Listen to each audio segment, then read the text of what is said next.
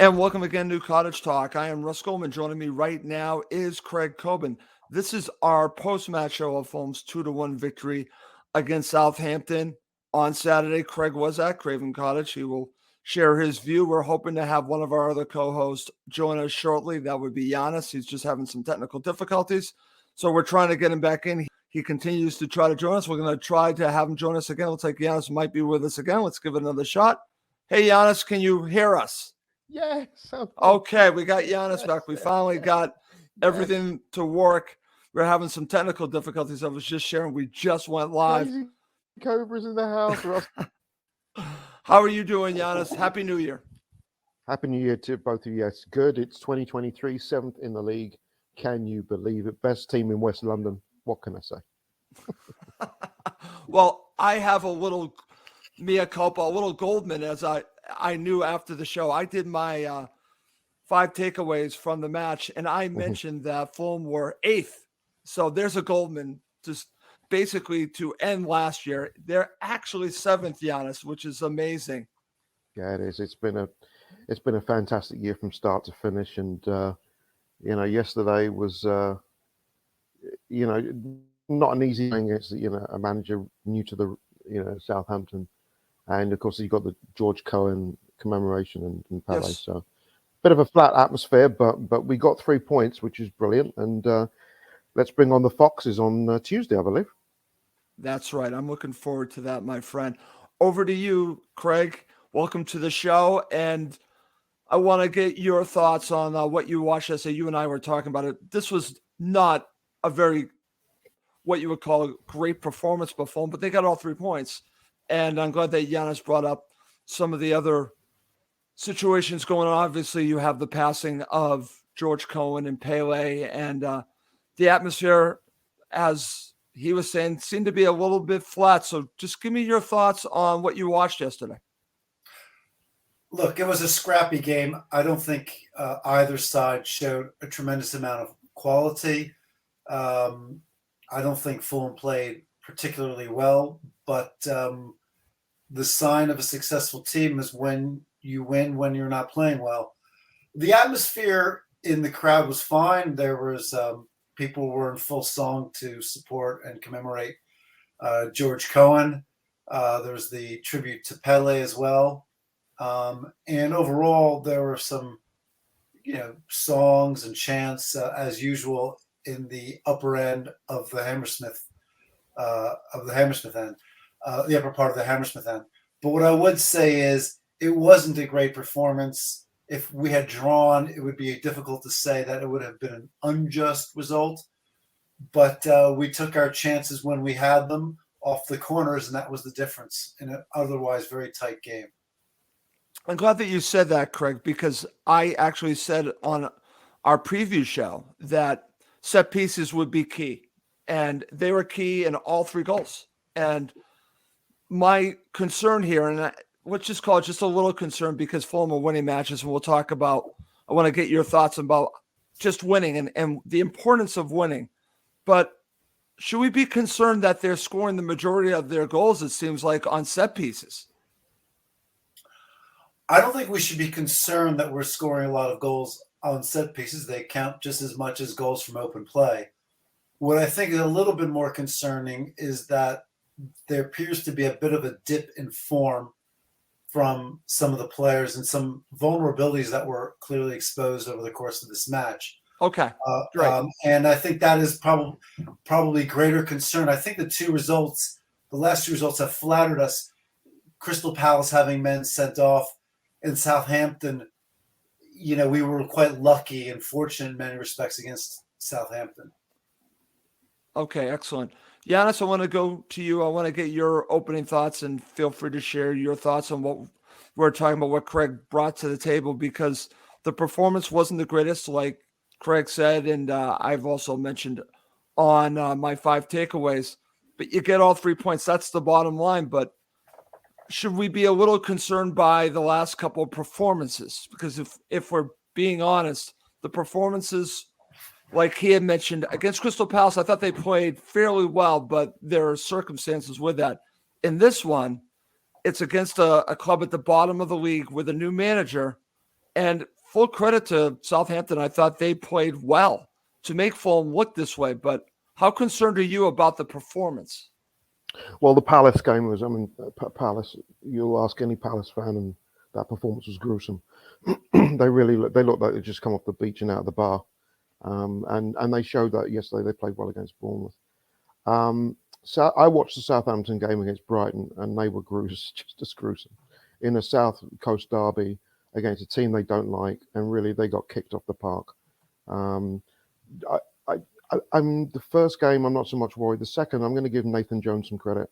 Okay. He changed the formation. He went back to the three at the back, and I thought they had a good game with it. Plugging in midfield, going 3-4-2-1 seemed to work. They were competitive first half. If Shea Adams scores that breakaway, brilliant save by Fantastic. Leno, then it might be a different story. I think if he's going to make them tighter, they're onto a good thing. I think they probably deserve the draw. They're clearly 2 strikers short. I think Craig's absolutely right. We've had a few tired legs out there yesterday, and I'm hoping, if you look at the fixture, which is looking, pretty congested, you throw the FA Cup one out for a sec. We've got Newcastle on the horizon, and we've got Chelsea twice, and we've got Leicester. I think maybe a few players needed a little bit of a break because nobody should be match fit per se, because it's coming off a second pre-season, and I think this is where Marco needs to maybe rotate a few players. And the other thing, give Southampton credit, the low block seemed to cause us some trouble from the first minute, and but we didn't make it easy for ourselves. I mean, as soon as they could Reed as that foul, Ward-Prowse just is the best in the business. He's so much fun to watch, and that was a fantastic goal. So Leicester's going to tell me a lot. I think we need to make a few changes and see how we do against a Leicester side that are struggling a little bit right now. Okay, excellent. Craig, back to you, because I want to focus a little bit on Southampton. I want to give them some credit to the way that they set up. I thought they frustrated Fulham. It takes 2 to tango, because I don't think Fulham did enough, like you had already mentioned, but I want to give them some credit here. Craig, what did you see from a Southampton perspective in this match?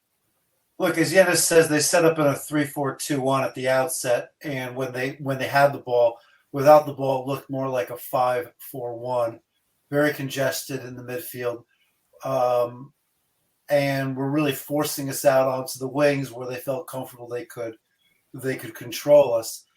They didn't let our midfielders in the middle have any time on the ball. So every time Reed or Palhinha had the ball, they were on them.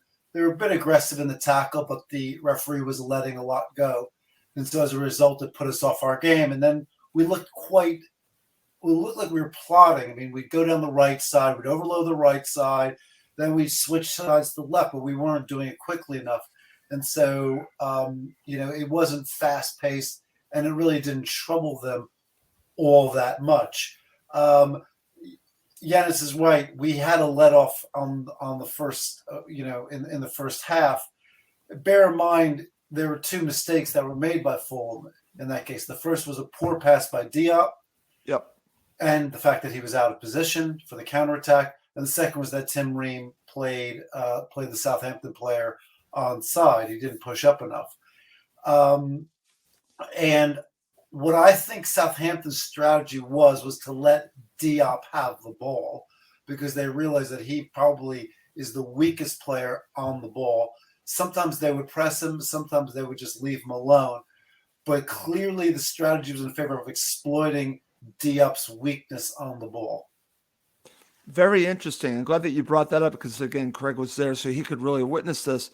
Yannis, as we talk about this, we talk about how Southampton played, and you guys are doing a great job of breaking it down. Diop is a player that I think is part of Fulham's now and future, but it's very interesting that Craig brought up that potentially, according to what he witnessed, Southampton's game plan was probably to focus on the weaknesses of Diop. Your thoughts? Yeah, I actually agree. And what does it say about Timmy? 35, going on 36, and yet they feel they need to go up after Diop.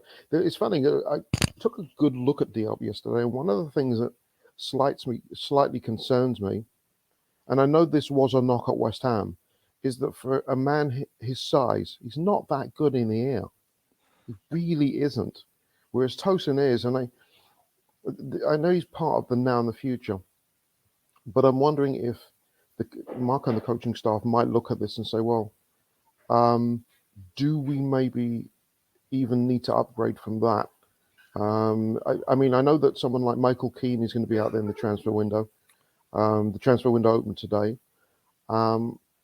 I thought Southampton had a game plan, and considering the battering they took against Brighton, it was evidence of a number of teams yesterday that rebounded really well from poor first games. Palace, of course, did. And there was Leeds United did, Everton did. With the second games of the holiday break, you had some odd results. I thought it was a good game plan, and Jones. I'm not a Jones fan. I didn't think that Hasenhüttl should have been let go. I thought they probably could have got a more high caliber manager to come in, but he's got a young side and he's got some good talent, and if they can listen to him and they can pick up a couple of players, they may just be okay. He showed his nuance to set up a game plan to frustrate, and for the most part, it worked. It was just two real silly, not taking up Pereira from the corner, the flick from Tete, and you got not just Palhinha, but Ream, unmarked at the near post. These are basic errors where teams cannot afford to switch on and off, especially where Southampton are at the bottom. Okay, excellent, Yannis. Really great analysis from the two of you. Because what's great about doing this show is that we go deeper than just looking at the victory and being happy that they won. We want to see exactly what comes out of this. So that's going to lead me to go back to something that I've already really talked about with Craig. I'll go to you in a second, but I want to go right back to Yannis. Yannis, do you think it's a positive sign to win when not playing your best, or is it a reason to be concerned? It actually can be both. My reason being is, did Southampton show maybe, and people hate when pundits say this, a blueprint to play against Fulham?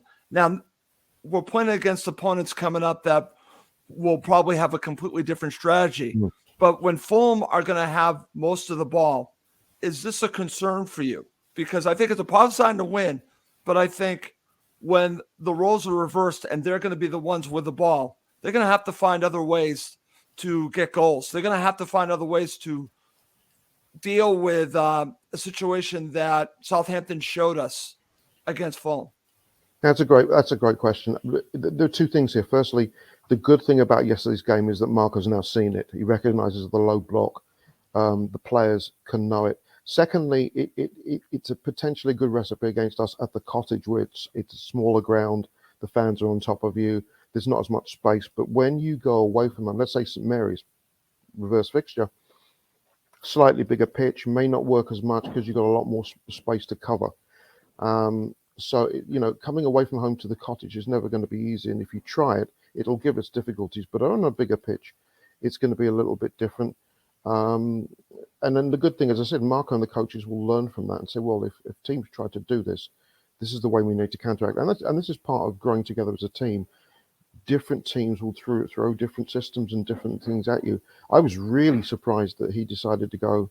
Jones went back to his old alma mater 3-3 at the back at Luton, but it did seem to work. And the defenders he's got at the back, especially I'm going to give hats up to Lianco. I thought he had a good game with Mitro. They were very disciplined, and the midfield I thought worked very, very hard, and they made it very choppy.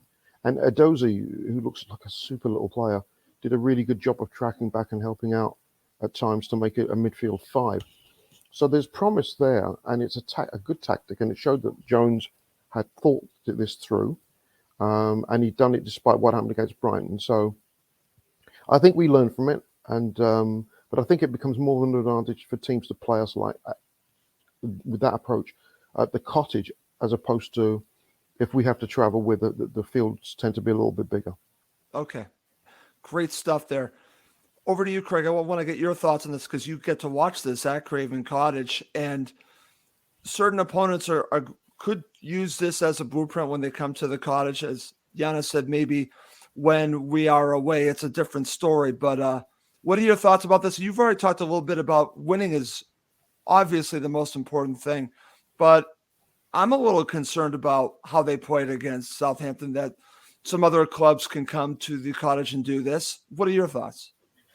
Well, if you win when you don't play your best, and it's a sign that you have a winning mentality, a real psychological resilience, then it's a positive.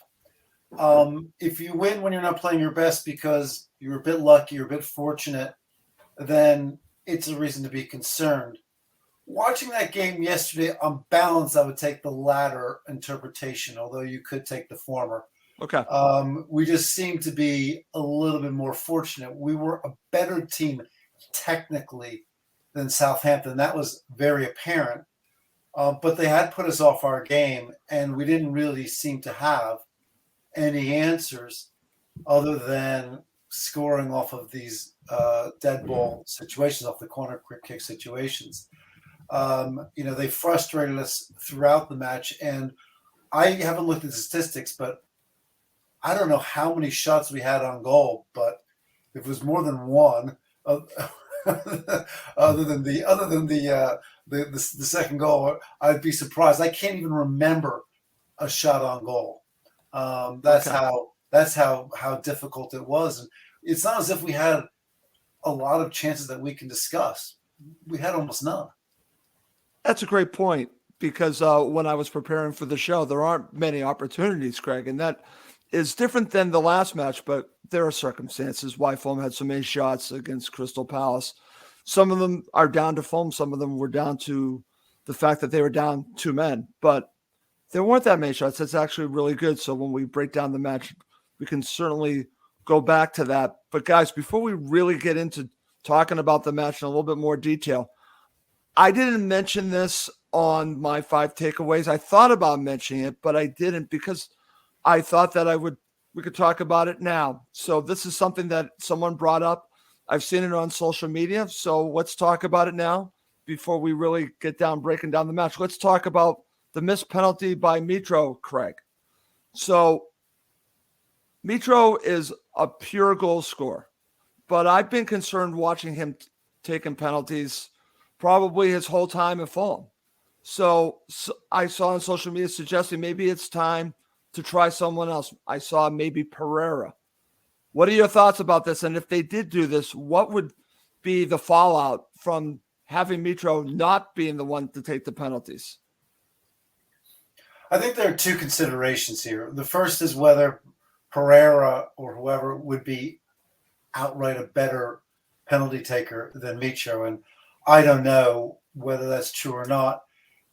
Pereira is a very good dead ball striker. We've seen that, but that's not necessarily the same skill set as a penalty taker. I think secondly, there's the psychological factor around Mitro. He thrives on confidence. He thrives on opportunities. And he has been our talisman for this season and actually for last season as well. And you don't want to damage that confidence by effectively giving him a vote of no confidence around the penalties. Yep. Look, the penalty he took yesterday wasn't a bad penalty. It was a little bit too close to the goalkeeper, and the goalkeeper guessed correctly. But it wasn't a scuffed penalty or a missed penalty. It wasn't a weak one either. Okay, very good. Over to you, Yannis. I've given this some thought because there's a part of me that says, hey, give Pereira a shot at this. Give someone else a chance. And it's not really for Mitro. For me, it's just about who's the best to do this particular skill. Now, Mitro is a pure goal scorer. But to Craig's point, what would this do to him mentally if you were to do this? So I'm going to lean towards no, you don't do this, that you stick with him, because I think it's important to give him that responsibility, because he might take this as not having confidence in him. It's a difficult one. It's not just clear cut say, well, listen, let's let someone else take it. I think that there would be some ramifications if you took it away from him. Your thoughts? Well, he could have a strop and say, "I want to go and play for the Club Bruges coach," but I don't think that would. I thought it was a good save by Bazunu, to be honest. I mean, he's an international goalkeeper, and it was. Remember, it's a guy taking a penalty who's run his socks off for 97 minutes in the driving rain. You know, the conditions were not great. Actually, they weren't great anyway, to be honest. And he's just missed it. And it's no, I would be. Pereira scored the goal from the spot against City. It depends on the relationship between Marco Silva and Mitro. I think it would be good enough where you'd say, you know what, let someone else take the next one. I just do. Whereas, you know, with Scott Parker, there was obviously some bitterness between the two. Silva's got everybody drinking the Kool-Aid right now.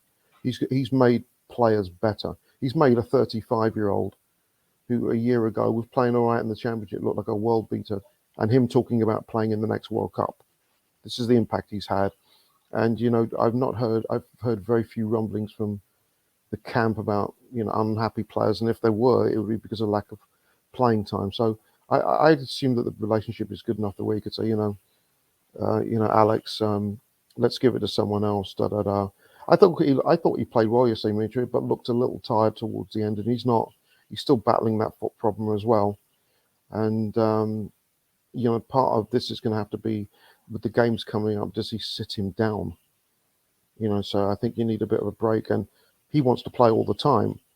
But these are the conversations that good managers have, and I think Mitro's a professional, and he'll deal with it if he's sat or if he's told, don't take the next penalty. I've got, let's give you a little break from that. Very interesting from the two of you on this. I'm just going to share some comments. We've got a couple. This is from Dean. Definitely, I love him, but I think it's time to let someone else shine. This is from Geggs Owen here. Penn was on target. And as you said, Yannis, it was a good save. So sometimes we need to give credit for the save itself. Let's see. This is from Wayne. Mitro had one of those days, but the next pen he'll take, he will score. Wayne, I hope you're right. He's a confidence player, and I think he's still full of confidence. But Yannis, to your point, this is an interesting situation with Mitro. Should you consider when to sit him? I obviously in the FA Cup, I don't think you play him. I think you sit him. But do you play him against Leicester City? I was thinking about this last night about the changes. He's one I'm on the fence of because he's going to give Leicester some problems, no doubt about it. But if you sit him and you give him 9 days off until the Chelsea game, that's a good thing. Vinicius played well in the West Ham game. Yes. Is it worth giving him another run out? Because it's going to be Leicester a little bit etsy-ketsy right now. You're not really sure what you're going to get. I think in the end he'll play him and just shut him down for a week. But if he doesn't, and he puts Vinicius in, I don't think it's a bad thing. I don't think we know the extent of that foot injury. Okay. How bad it really is. And, I know obviously he's our most important player. So I would rest him, but I don't think he will. I think he'll start against Leicester, but I think there will be changes. Okay. Craig, before we move on and break down the match, I want to get your thoughts on talking about Mitro for the upcoming match against Leicester City. Where do you fall on this? Do you think it would benefit the club to rest him? Or, as Yannis also said, he might be a good fit to really hurt Leicester City in the situation they're in? Look, I think it's a function of his foot and how he's feeling around his foot. There is actually an argument for resting him against Chelsea and not against Leicester City, because that Leicester City is probably a game we have a better chance of taking points from. So you always have to think about that as well, the practicalities of it. It's pretty hard. Our system is really set up around having a big number 9. Getting the ball out in the wings, crossing it in, and getting that number 9 on the end of it. And so losing him is or putting him on the bench to recover is a pretty serious matter for us and for our style of play and for our ability to score goals. I thought he played okay yesterday. He set up a couple of opportunities or half opportunities, but he didn't look entirely fit to me. Okay, very good. All right. Coming up next, we're going to break down the match, and then we'll end with man of the match.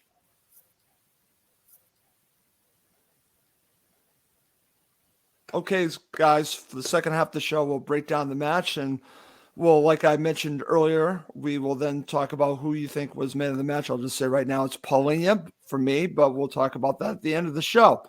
Craig, I'll start with you. Let's get your first half analysis and just give me your overall thoughts on what you watched at Craven Cottage. Let's first focus on Leno's save on Che Adams and what you witnessed there. Look, as I said before, Dion made a poor pass and was out of position for the counterattack. And when they counterattacked, Tim Ream hadn't quite stepped up enough, and so he played the player onside.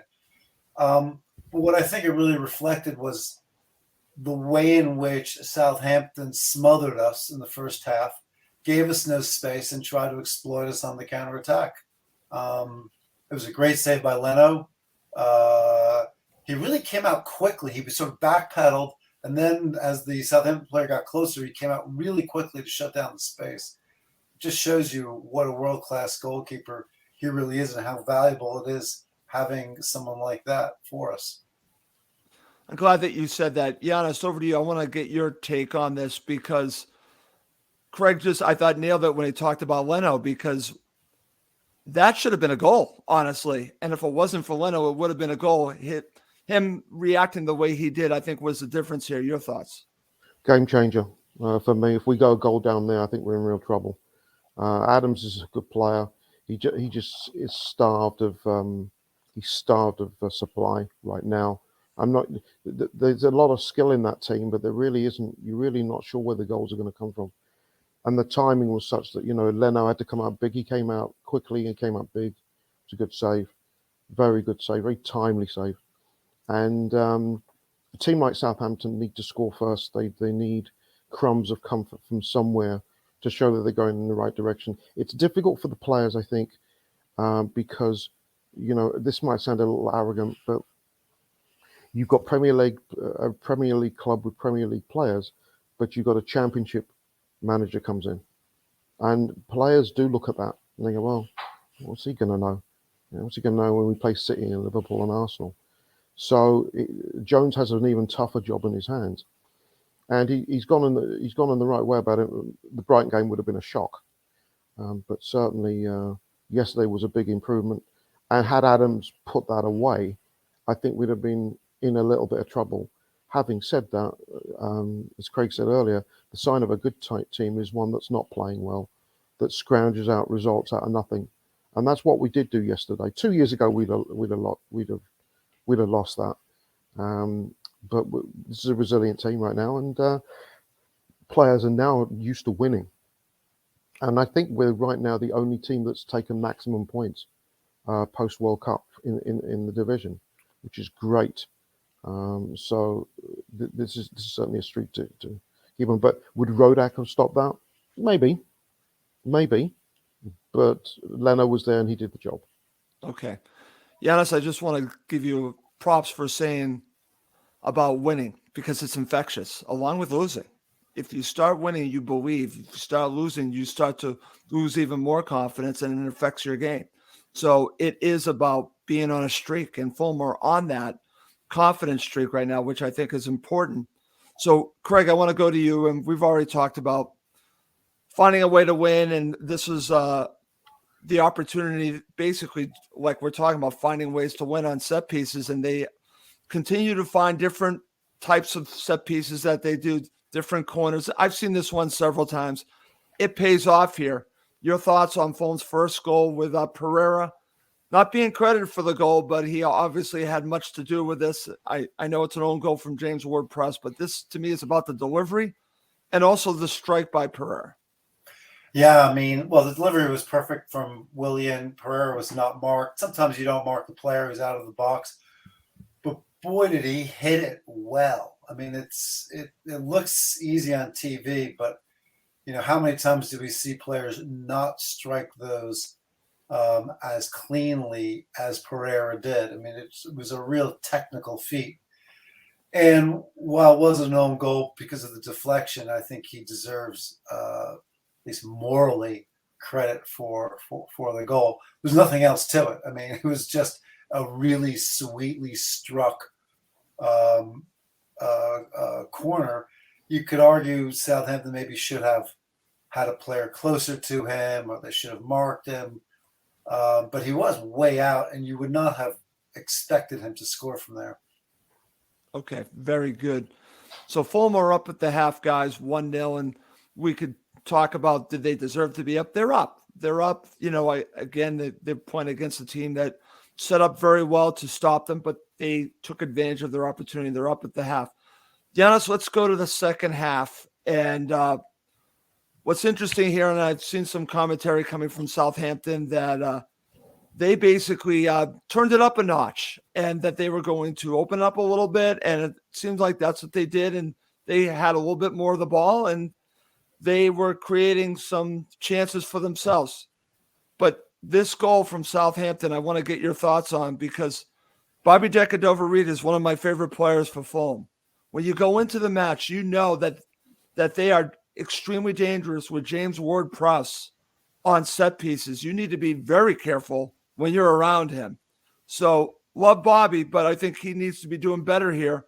And James Ward-Prowse scores a great goal. And let's talk about the goal. How much do you put this also on setting up the wall and Leno? Well, in the pre-presser, Marco talked about this, and to me, the Decordova-Reid challenge was a little clumsy and a lot of tired. It was needless. And I got to tell you, as soon as he gave it, I thought, we're done. And you could see the cameras turn to, Bo Morty and Silva, and they're looking at each other going, oh shit, here we go. Because it's not even the speed, it's the spin of the ball. He's just a technician extraordinary. Now he's one off the record from Beckham's Premier League free kick record. If you look at, I thought the wall was fine, but Leno, looking at the spin and the trajectory, he was one step too far to his right, or our left as we saw it. And I think if it's one to his left, he stops that, even with the spin.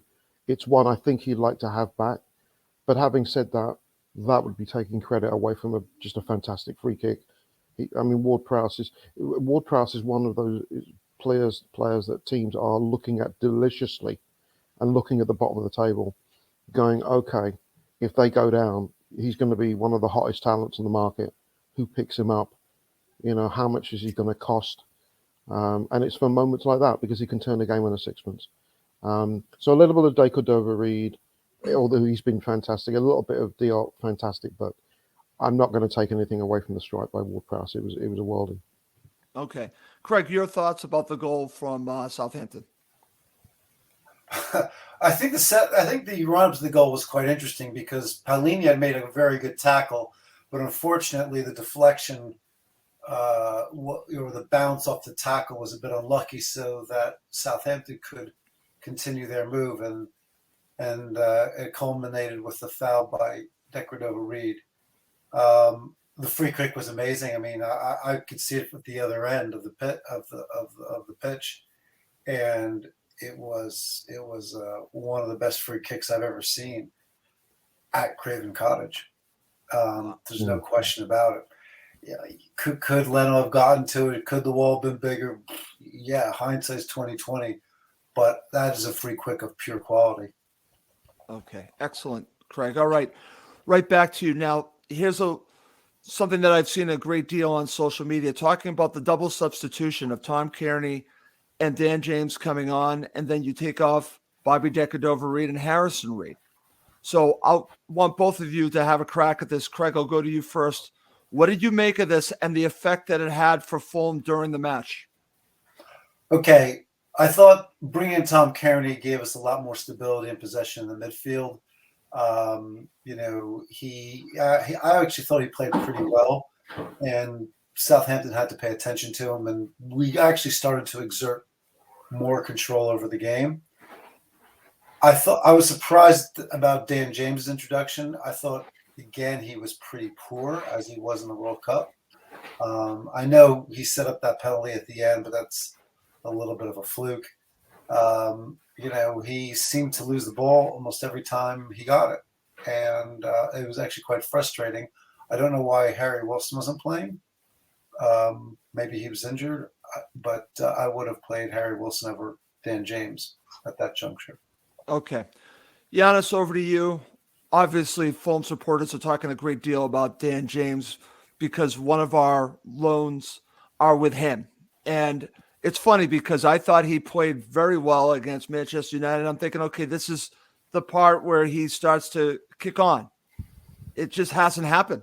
It hasn't happened. Now, again, it's only been a few matches. Like I said, I saw him in the World Cup. I thought he was poor in the World Cup. And I thought that he was poor here. What do you make of all of this? And what do you make of the situation with Dan James? I'm still trying to figure out the value of having James here, and I think he's very, very quick. His speed really did help to create the confusion between Sinister and Lianco for that ridiculous penalty. But I agree with Craig on this one. I thought Wilson would come on. Remember, Manor Solomon's going to be fit soon, and when we're looking at loanees. The scuttlebutt is that we're in for Cedric Suarez at Arsenal, which is a separate matter altogether. But you can't afford to waste loans. You really can't. Shane Duffy's hardly played a minute, but right. Despite that, I think he's there for a specific reason in terms of development and what have you. So we're not going to cut that short. But the James thing, I don't think it helps us. In terms of the subs, as I said, I wanted Wilson on, and the De Cordova-Reid may have been a slight knee-jerk reaction to the goal. But having said that, I thought Bobby was looking a little tired. Tom has a habit. We know that he settles it down. He doesn't lose possession. He's a great distributor of the ball. And we needed a little bit more craft in the centre of the park. And that's what he gave us.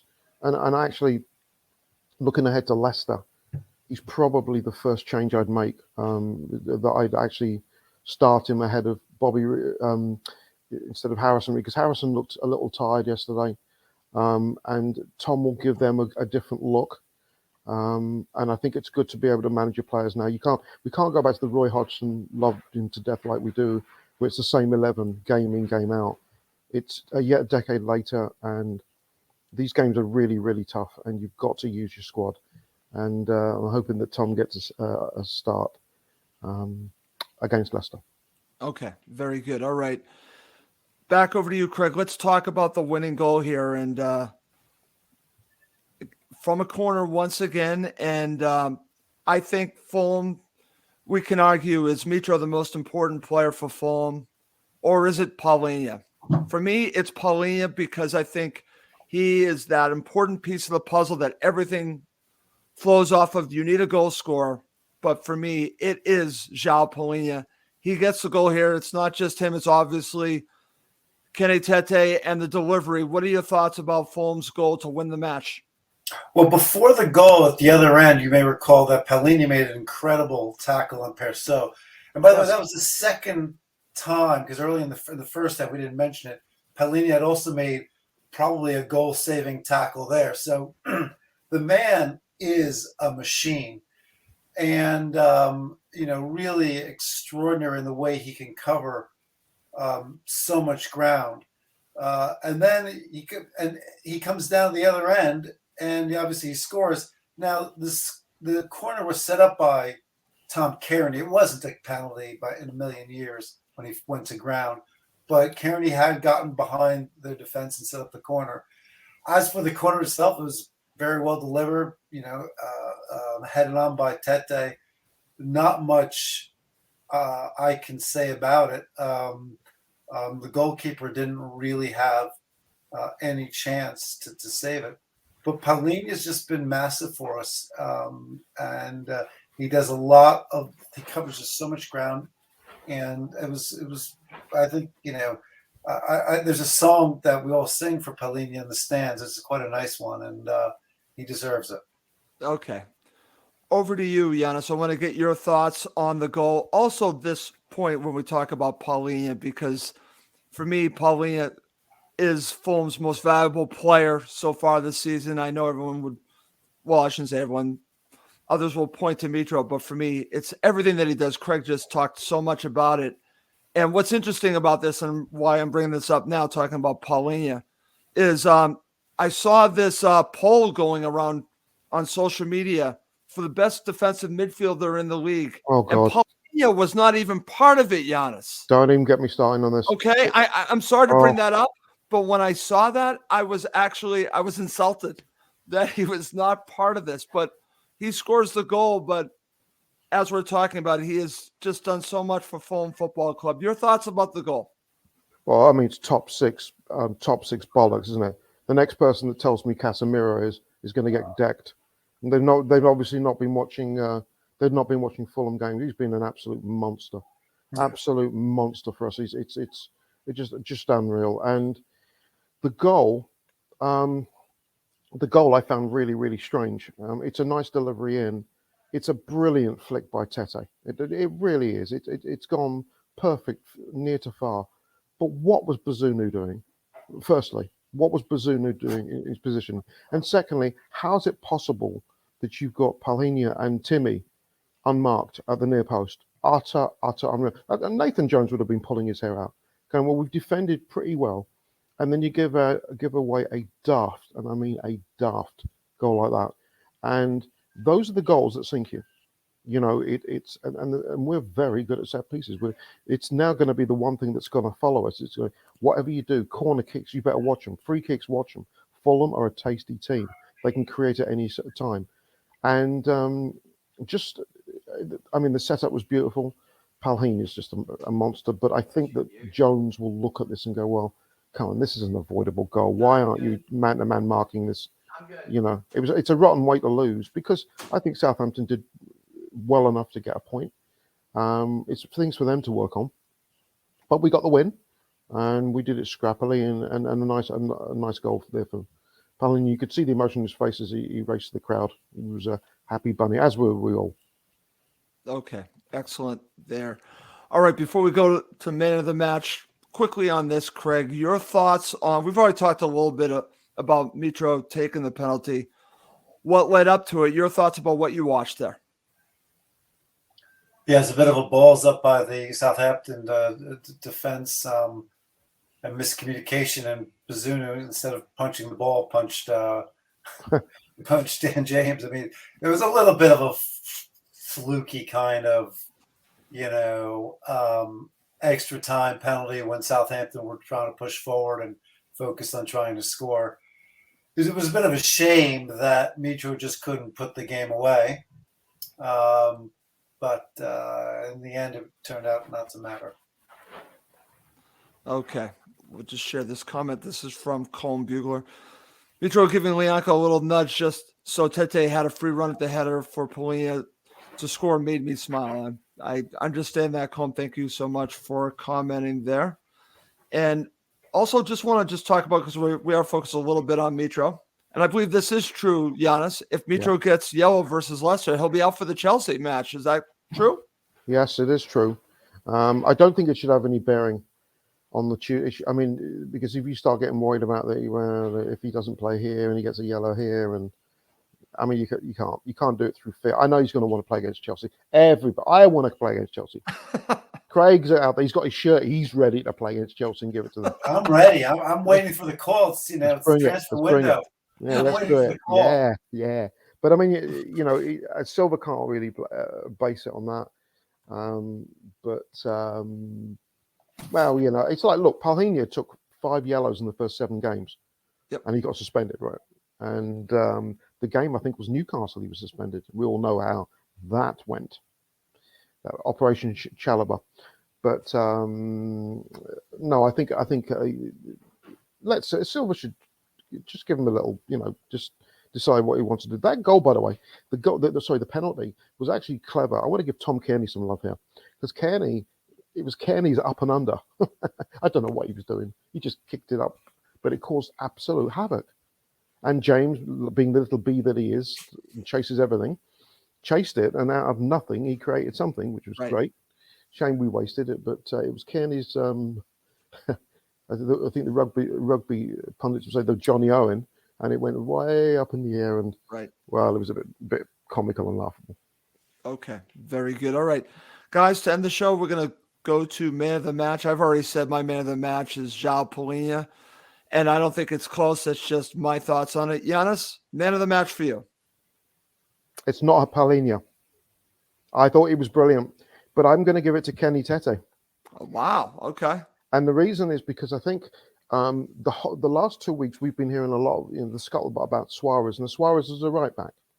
So obviously the Babu hasn't worked. So now it's clear and obvious that Marco is not trusting. So therefore, he's either needs to bring a right back in long term, although Suarez is 31, or give Tete some competition. And I thought Tete was really solid yesterday. Really, really solid. Put some great tackles in. Fantastic flick for that second goal. Cannot underestimate it. Johnny on the spot. Palhinha was brilliant. But everybody I think is going to give it to Palhinha. And Palhinha was superb. But I thought Tete put in a really timely performance and a reminder to the boss that, hey, I am here, I am fit, and I'm putting the performances in. So before you think of buying anyone, I'm here. I don't want to lose the right back spot. So I'm going to give it to Tete. Okay. How about you, Craig? And I'm glad that Yannis brought up Kenny Tete because when he plays well, when he's fit, when he's not injured, Fulham are better side. So would you go with Yannis or would you go with myself, or do you have another pick for man of the match? I'm going with you, Russ. To me, there's no doubt in my mind. João Palhinha, he made the big plays yesterday at both ends of the pitch. Okay, very good. All right. I'm just going to share a couple of comments here. This is from Wayne, my friend Wayne, man of the match, Palhinha. I'm there with you. But I understand where Yannis is going with Kenny Tete because it's funny, Yannis, before we end, and I'm going to share another comment in just a second. Our fullbacks are very important to how Marco wants to play, and Kenny Tete is doing his job. And I know we haven't mentioned him in this show, and I've said this so many times, and I'll continue to say this, Anthony Robinson has proven me wrong, Yannis, time and time again. And he's become very valuable to how they play. Now, we really haven't mentioned him in this match, but just share your thoughts on how he's been playing for Fulham. I'm curious your view. I haven't talked to you about it in a bit. Well, the knock against him was always that he was an excellent athlete, but not a very good defender. But the evolution of his defending has been clear for all to see. Played very well in the World Cup. He's been sound as a pound. The setup is beautiful for him. With the 4-2-3-1, he's been excellent. It's funny, isn't it? I do have a good laugh that you look at our back four and you've got 2 Dutchmen and 2 Americans. You know, you just go, again, you got a German behind, but that back 5, don't touch them. You can always look to upgrade, and I mentioned Diop earlier. That's a ... But on the whole, really can't complain, and I think that Robinson's been superb. Oh my God, Wigan fans, we got him on an absolute, was it 2 million from Wigan? I mean, it's absolute steal, and there are rumours that teams are coming sniffing around. For you can't have him if you're watching. Go away. We want him. Craig, just real quick on Robinson, because you obviously get to see the evolution of him at Craven Cottage. You got to see him throughout his career. What have you made of his improvement? Look, I think he's playing a lot better. The quality of his crosses has improved, although I still think there's room for improvement. He's much more short on the ball. And as Yannis says, he's a much more reliable defender. I also think he links up quite well with Willian, who, again, impressed yesterday. He created basically our only opportunity in the first half, other than the goal, maybe our only opportunity from open play. And I think those two are a handful on the left side, and they link up well. one they overlap, they underlap, and so we can sometimes get some joy from that side from the two of them. Okay, very good. All right, to end the show, I think this is a fitting way to end the show, guys. We haven't mentioned this, but we are going to mention a former Fulham manager moving on to Club Brugge. Let's talk about it. So Steve Reynolds says, a moment of silence for Dennis at FC Bruges.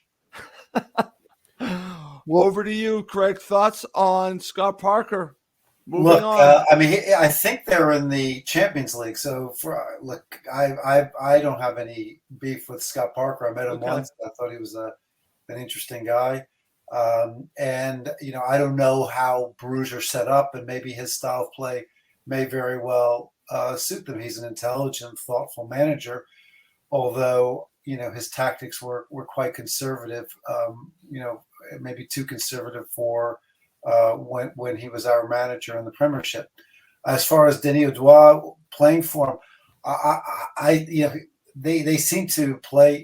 He seems to start Odois fairly often. Yeah. So I don't know if what it means for Denis, but I wish him the best of luck. I don't really follow the Belgian league all that much. Neither do I.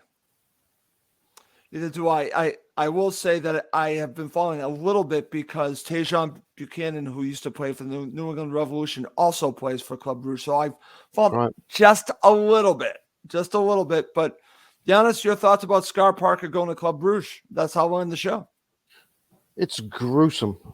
I'm really surprised because last week the rumors were that he was going to go to Carrow Road, which actually might have been a good fit because he took us up, he took Bournemouth up. And now he's going to a Champions League team. There was a guy from Bruges that was actually doing a reach out to Bournemouth and Fulham fans the other night on Twitter, asking for their opinion on Nico. And I think I said something like a cure for insomnia, stultifying at best. It's going to be, I hope for Scott, it's an opportunity for him to go away and think about his trade. How he, where is he now compared to where he was when he started at Fulham? Because young coaches can tend to be more aggressive, and he's just, Bruges will be expecting that's a big base. The Jupiler League is pretty competitive, and he won't find it easy. And he's going to have Bruges is a double language city as well. It's French and Flemish. So he's going to have that to deal with, which is a little bit of a challenge.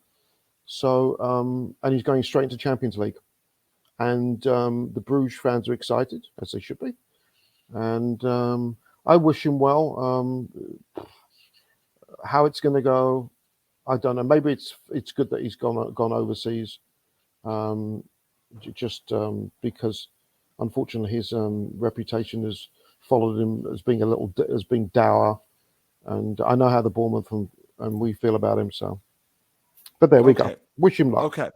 Well, I was going to say, I do wish him well. I wish him the best, and hopefully it's a learning experience for him and he evolves as a manager and we see something else than we haven't seen from him in the past. So hopefully he takes this as an opportunity to work on his trade and gets to become even a better manager. I mean, full credit to him. He did do some good things for both Fulham and Bournemouth. You have to give him credit there. Got them both promoted. So give credit where credit is due, but I do hope that he does look at his style of play and maybe modifies it. That's my only thoughts. Guys, Bruges is not going to be winning the Champions League. They're probably not going to get out of the group stages anyway. And so if you're going to be fodder for the bigger teams across Europe, it may not be a bad idea to set up in the Scott Parker style anyway. That's a good point. So let's see how he does. He's an intelligent manager. He's a thoughtful manager. I think philosophically, there were differences of opinion between his style, which is sort of low tempo, and what the fans were expecting. And I also think that he just had a different view around Mitro. He wanted the club to sell Mitro so he could use the proceeds from the sale to buy players who were more suited to what he was trying to accomplish. And the club blocked him. And probably with the benefit of hindsight, it was a good thing that the club did block him from doing that. Good point. Very interesting way to end the show. Guys, fantastic show. Before we go, I just want to share this one last comment. This is from Rick25. Hi, guys. Just found the channel. Enjoying it. Thank you, Rick, for checking out the show today. And please do subscribe to the YouTube channel. Please tell your friends about Cottage Talk. Like I said, you just found it.